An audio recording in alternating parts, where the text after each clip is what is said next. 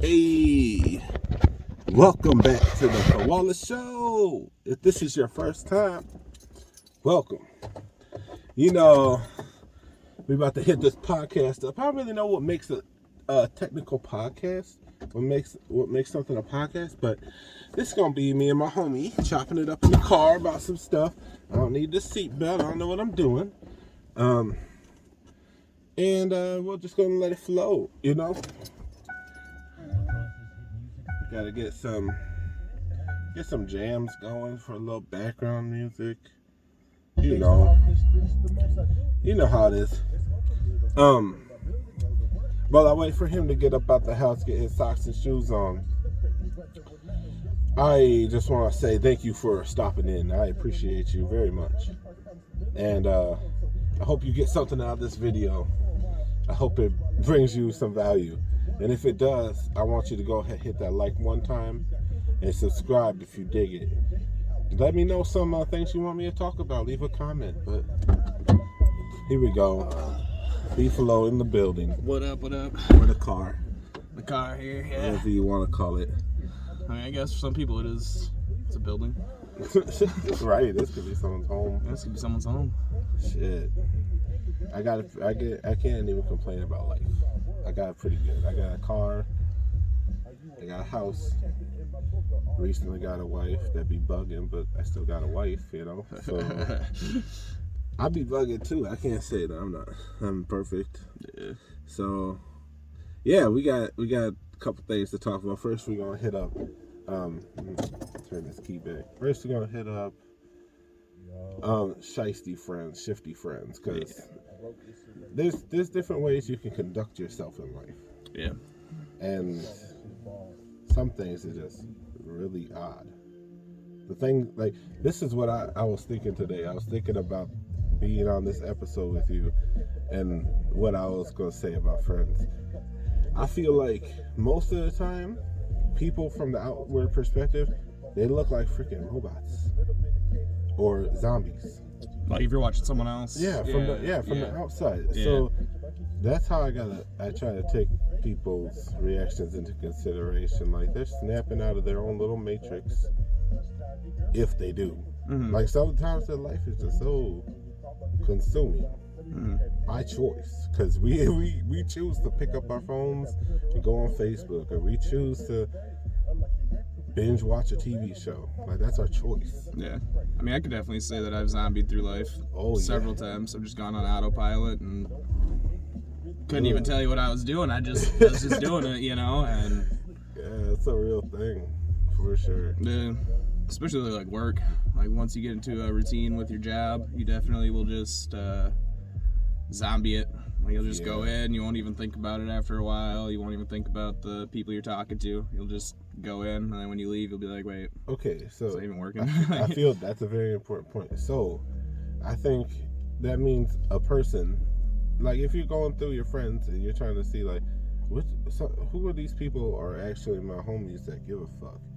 And so when a person gets a new job or something, sure, I understand that zombie mode. You gotta let them get used to their life. Yep. Adjust.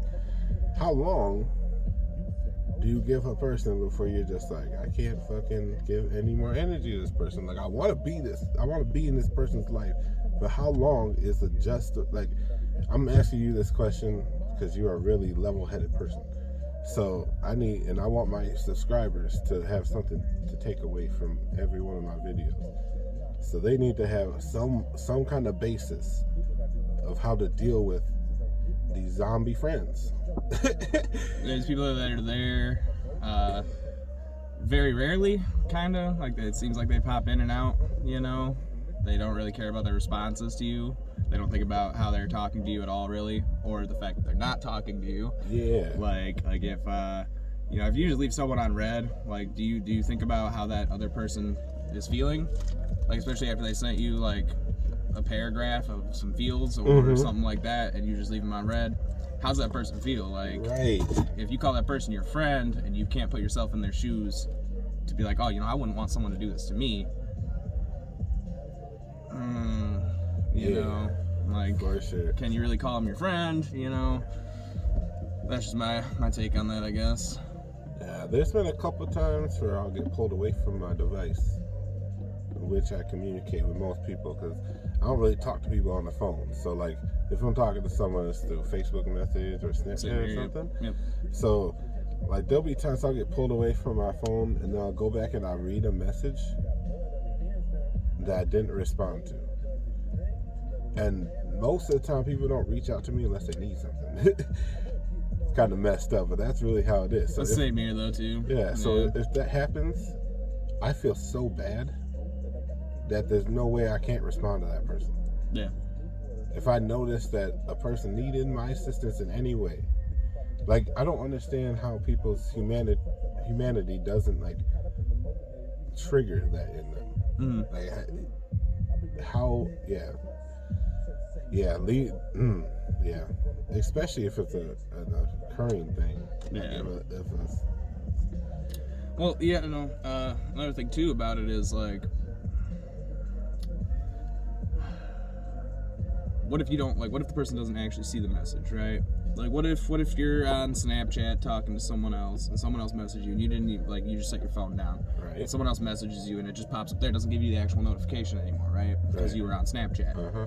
And you just, when you get back to your phone, you just close out Snapchat, you know, and you don't see their message. And you just don't go back to Snapchat or something. Right. And then the next day, or maybe even like a week later, you see that message and you're like, oh shit, you know. I always respond to those people, you know, like, I always feel bad. I'm like, oh shit, I can't believe I didn't see your message, you know, like, for some reason my phone didn't show it to me or something. But like if you see a message from somebody, you know, trying to just anyone. Yeah, just anyone, like depending on what it is. I mean, if it's just someone to, like, telling you something that you're just gonna respond with, like, okay, I guess I could say, you know, I can understand, like, if that is all you can respond with, or, like, you know, not responding to that, I guess. But, like, I don't know. Yeah, this is how I weigh things in life. Because you can have a random person message you that you don't know on Facebook, and you're gonna read the message, probably reread it, and then you're gonna look at their Facebook and see if you know the person. If you can spend that much time on some random person you don't know, how the hell can you not get back to your friends? Get back to a fucking person you call your friend. Yeah. Unless these people just got, I think I'm gonna call it a psychological issue, where they just use people as items in their life. Okay. So they just got this bag of people, which is Facebook or Snapchat or whatever. Yeah. And they can just reach in and use whoever the fuck they find. Yeah. For whatever they may need, and that's as far as they care to. That makes me sick to think about. Yeah. A little bit. I mean, well, it's kind of true, and it's, at least that's how it seems. Like, from my personal standpoint, that's how it seems, you know. Yeah, this is before Corona times, too. Yeah, definitely. I mean, before Corona times, I feel like it was less people. Like, there were less people doing it. But now it feels like pretty much everybody does it. Yeah, I think Corona normalized people just not being real friends and family even.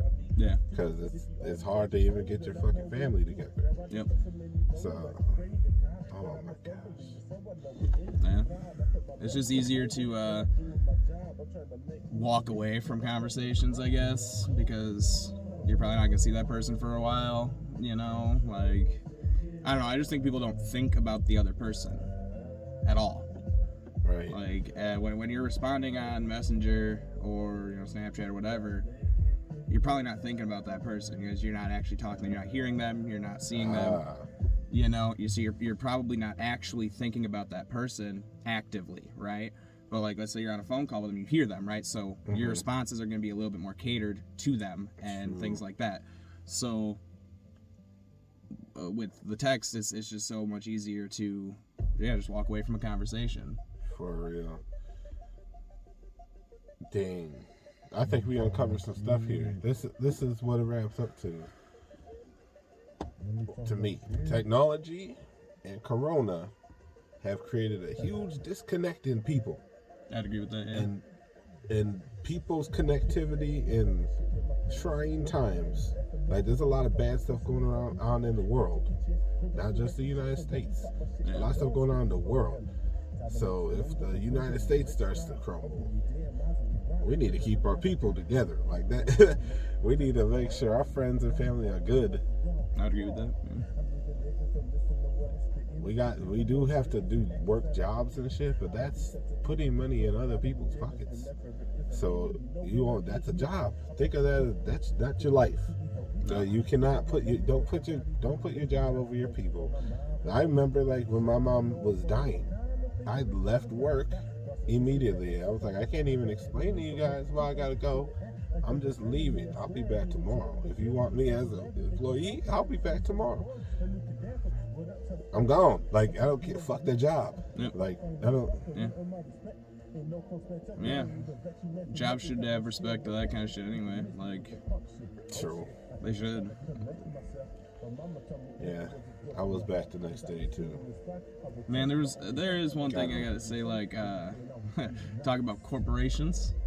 You know, let's talk about Walmart with that, actually. Okay. Like with your, what is it, bereavement, I think they call it, right? Or grievement, whatever it is. Oh, like yes, the time you get away when someone close to you dies. Yeah. So they only have that for, I believe when I worked there, it was just your, like, immediate siblings, right? Yeah. So, yeah, exactly. Yep. So now I gotta also say this, that I'm pretty sure the store manager's grandparents died at the time. And he took a week off of work for bereavement. That's not his direct relative, right? So, like, why do they get to get away with that kind of shit, right? True. Like, why do the higher up people get to do that, but the I guess the pawns of the system right don't? Yeah, that's terrible. Unionize. Yeah, I would go back to Walmart if I could. That's same here. No joke. Pretty sure that bridge is done burned though. Pretty sure that ain't. I mean, I'm pretty sure I'm also technically still in their system as an employee. So who knows? That'd be sick. You should wait until he gets fired. The store manager that screwed over Walmart. Anyway, I could just go above him at that point because I had to go above him anyway. Kanara was a nice lady. She was. Anyway, I think we hit some good things on here. Yeah, I think it's solid. Pretty solid conversation. We got 12 minutes. Going in 13, looks like. Right. That's pretty good. I appreciate y'all if you're still here tuning in to the Kawola Show. Thank you. Oh, yeah, man. Not a problem. Not a problem. Thanks for having me on. For sure. Hit that like. Subscribe. Help a brother get to that 1,000.